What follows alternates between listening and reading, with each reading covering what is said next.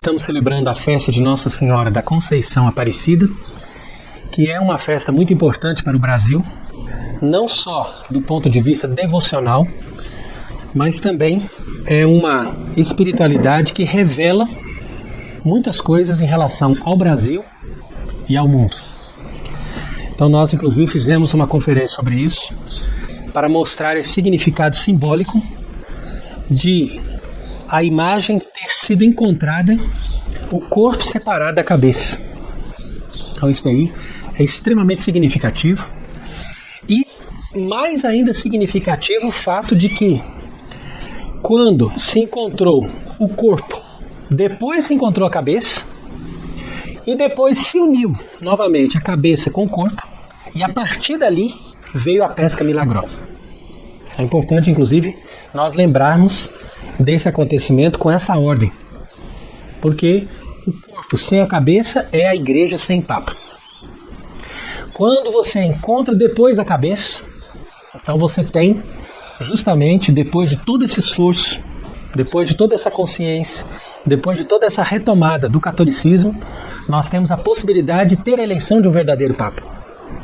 E uma vez tendo a eleição de um verdadeiro papa, ali se une a cabeça com o corpo. Então quer dizer que a igreja passa a ter um governo novamente, e um governo conforme toda a lógica do catolicismo. Não um governo que ataca a própria vida do corpo, mas um governo que dá vida àquele corpo, como é o caso de todos os papas verdadeiros. Então a partir dali vem a fartura, vem a renovação, vem a graça de Deus. Então, por isso nós podemos dizer que esse evento que aconteceu, dessa aparição, que não é uma aparição como Nossa Senhora pode aparecer para uma pessoa, mas é uma aparição de uma imagem. Isso também é importante, porque normalmente o protestantismo, que é fruto desse movimento noachida promovido pelos judeus, então o protestantismo sempre ataca o catolicismo e começa por atacar as imagens.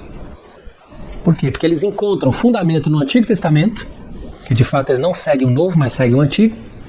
E ali no Antigo Testamento, quando Deus ainda não tinha se revelado no mistério da encarnação, e não tinha dado para nós uma imagem dele mesmo, era evidente que Deus nos proibia de ter imagens, justamente para que a gente não fizesse uma imagem visível de um Deus que até então era invisível.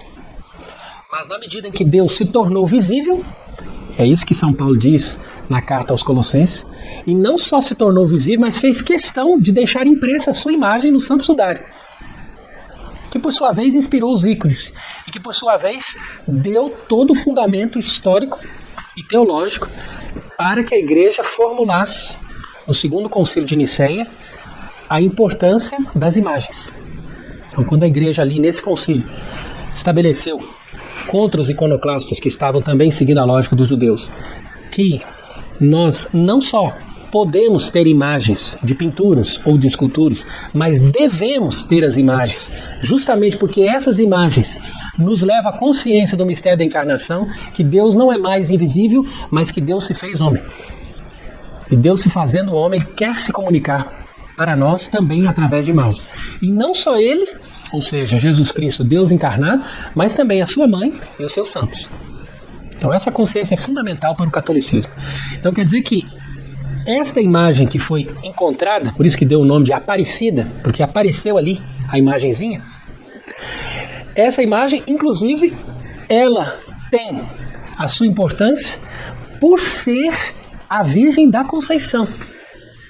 Aí tem mais essa, porque isso nos liga ao dogma da Imaculada Conceição, que seria ainda proclamado 150 anos depois da aparição dessa imagem da Virgem que representa Nossa Senhora Imaculada na sua Conceição. E esse título de Nossa Senhora por excelência é o título que vai diretamente contra o espírito desse movimento maçônico que quis destruir a igreja e que conseguiu se implantar em todos os segmentos e em toda a sociedade para construir essa nova sociedade, para construir essa nova igreja. Por que que a Imaculada Conceição vai contra? Por quê? Porque ali não é somente um dogma, mas são dois dogmas. Ou seja, o dogma de que nós todos estamos contaminados com o pecado original e o dogma de que só ela foi preservada dessa contaminação. E isso é muito importante. Por quê? Porque a maçonaria, que tem a sua origem na gnose, nega que o ser humano seja contaminado. Contaminado nesse termo, ou seja, que nós estamos numa situação de perda. Nós estamos decaídos dessa graça, dessa perfeição da criação original. E, portanto, nós temos uma tendência para o pecado e nós temos a mente ofuscada, justamente por causa desse problema ali que aconteceu na origem, quando Adão e Eva fizeram um rompimento desse vínculo com Deus, e ali começou a desgraça do gênero humano.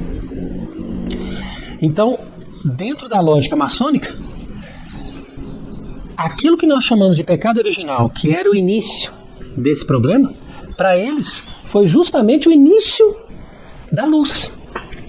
Porque, segundo eles, essa serpente trouxe para Eva um conhecimento, e é esse conhecimento que eles chamam de gnose que leva justamente os seres humanos a uma proximidade maior com a divindade.